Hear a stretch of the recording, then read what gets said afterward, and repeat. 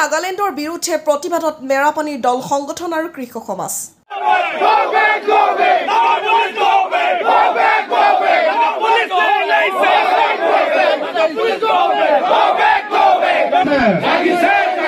মাটিয়াৰি দিয়া নহব মাটিয়াৰি দিয়া নহব 1 ইঞ্চিও মাটিয়াৰি দিয়া নহব এতিয়া ইয়াৰ পৰা পুলি উভতাই নিব লাগিবই ফেলগুৰি চিট ফাৰ্মৰ ভূমিত নাগালেণ্ডে তৈলসিচুৰৰ খেতি আৰম্ভ কৰাৰ খবৰ পোহৰলৈ অহাৰ পাছতেই উত্তপ্ত হৈ উঠিছে মেৰাপানীৰ পৰিস্থিতি গোপনে তৈলসিচুৰৰ পুলি মজুত কৰা বুলি অভিযোগ উঠাৰ পাছত দল সংগঠনসহ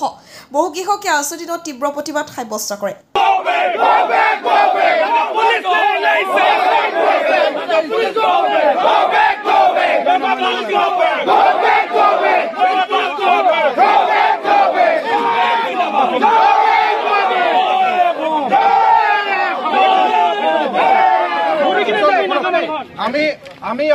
প্ৰতিবাদকাৰীসকলে স্পষ্টকৈ কয় নাগালেণ্ড প্ৰশাসনে চিট ফাৰ্মৰ ভূমিত বিনাচৰ্তে সকলো তৈলসিচুৰৰ পুলি উঠাই নিনিয়ালৈকে এই আন্দোলন অব্যাহত থাকিব স্থানীয় কৃষক সমাজ আৰু দল সংগঠনৰ দাবী চিট ফাৰ্মৰ ভূমি অসমৰ মাটিত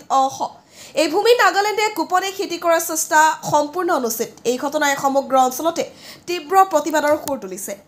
এক নম্বৰ কথা দ্বিতীয় কথা হৈ গ'ল নাগালেণ্ডৰ পুলিচ ইয়াত আহি আমাক যি ধৰণে ৰক্ষণাবেক্ষণ দিবলৈ চেষ্টা কৰিছে চিট ফাৰ্মখন তাক লৈ আমি গৰিহণা জনাইছোঁ আমাৰ অসম চৰকাৰক আহ্বান জনাইছোঁ সমান্তৰালভাৱে এটা কথা আমি ক'ব বিচাৰিছোঁ যে অসম চৰকাৰৰ লগত আমাৰ শত্ৰুতা নহয় আমাৰ কথা হ'ল আমাৰ মাটি আমাৰ ভূমি ইয়াত আমাৰ অসমীয়া থলুৱা ৰাইজে যদি খেতি নকৰে কোনে কৰিব নাগালেণ্ডে কিহৰ ভিত্তিত ক'বলৈ পাৰিছে যে এই মাটিখিনি তেখেতসকলৰ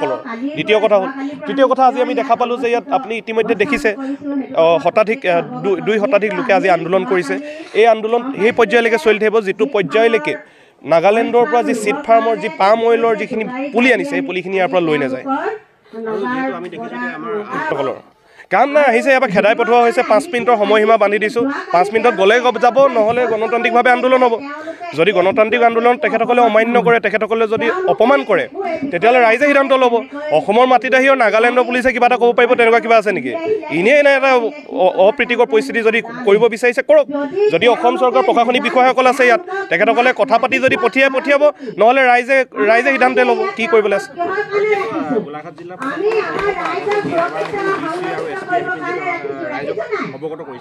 চাওক মই এটা কথা স্পষ্টকৈ ক'ব বিচাৰিছোঁ গোলাঘাটৰ যিজন DC আছে তেখেতে প্ৰত্যেকটো বস্তু ৰাজনীতিবিদৰ দৰে তেখেতে ৰাজনীতিবিদে যিদৰে বস্তুবিলাক শেষ নকৰে গাপ দিয়ে আমাৰ আয়ুক্তজনে কিন্তু প্ৰতিটো বস্তুক গাপ দিহে ৰাখে তেখেতৰ গোলাঘাটত থকাৰ অৱস্থাত যাতে অপ্ৰীতিকৰ পৰিস্থিতি নহয় তাৰ বাবেহে তেখেতে কাম কৰে কিবা এটা বস্তুৰ সমাধান তেখেতে উলিয়াব নোৱাৰে আজিলৈকে আমি প্ৰত্যেকটো বিষয়তে দেখিলোঁ তেখেতে কেৱল মাত্ৰ গাপ দিয়ে হৈ যাব চিন্তা কৰিব নালাগে এনেধৰণৰ ফিনিচিং নাই তেখেতৰ টেকনিকেল নলেজ নাই জিৰ' তেখেতে কাম কেনেকৈ কৰিব লাগে তেখেতে কিন্তু নাজানে ফাৰ্মখন নগাৰ নহয় চিট ফাৰ্মৰ যি 1500 বিঘা ভূমি এই ভূমি অসমৰ আমাৰ পূৰ্বপুৰুষসকলে জংঘল কাটি খেতি মাটি প্ৰস্তুত কৰিছিল আৰু তাত আজি 50-60 বছৰ ধৰি আমাৰ অসমৰ কৃষকসকলে খেতি কৰি আছে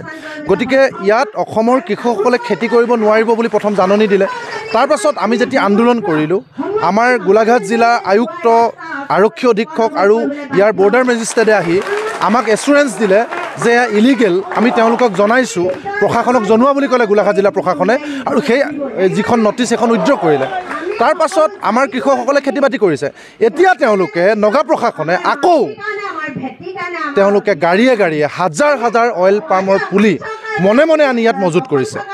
কাষতে এটা CRPFৰ কেম্প আছে CRPFে তেওঁলোকক সুবিধা দিছে আৰু তেওঁলোকে আনি তাত মজুত কৰিছে মজুত কৰাৰ পাছত কালি যেতিয়া আমি CRPFৰ কেম্পলৈ গ'লোঁ তেওঁলোকে ক'লে আমি একো কৰিব নোৱাৰোঁ গতিকে আজি আমি পুনৰ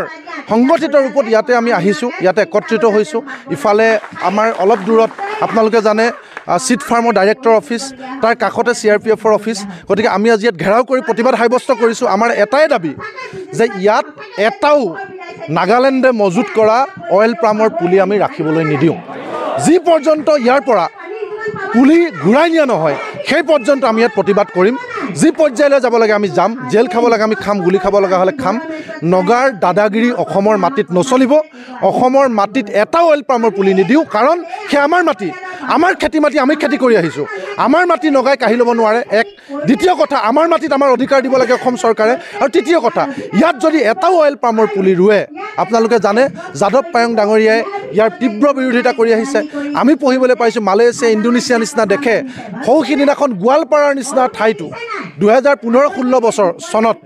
অইল প্লামৰ পুলি ৰুইছিলে তাৰপিছত সেই পুলিয়ে ইমানেই পানী টানে এজোপা অইল প্লামৰ গছে এদিনত 300 লিটাৰ পানীক মাটি তলৰ পৰা টানে আৰু এনেকুৱা ৰাক্ষস গছ বাকী বেলেগ গছৰ ফল ফুল চব শুকুৱাই পেলায় একো ফল ফুল নালাগে গতিকে এনেকুৱা ৰাক্ষস গছ ৰুই